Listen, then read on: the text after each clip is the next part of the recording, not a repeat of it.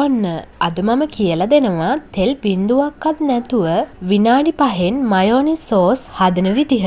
පාන්න එහෙම කන්න නම් මේක මරේ මරු. මම හැදුවේ මෙහෙමයි. මුලින්ම මම බ්ලෙන්ඩර් කප් එක අරගෙන ඒකට තඹපු බිත්තර දෙකක් දාගන්නවා. බාගෙට තඹපු ඒවා ගන්න එපා. හොඳට තඹපු ඒවා ගන්න. ඊට පස්සේ සුදු ලුණු බික් දෙකක් දාගන්නවා. ඒ වගේම ලුණු තේ හැඳි කාලකුත් දාගන්නවා. ගම්මිරිස් තේ හැඳි කාලකුත් දාගන්නවා. Paste milk මේස හැඳි 4කුත් දාගන්නවා. කිරි ප්‍රමාණය වැඩි කරගන්න එපා.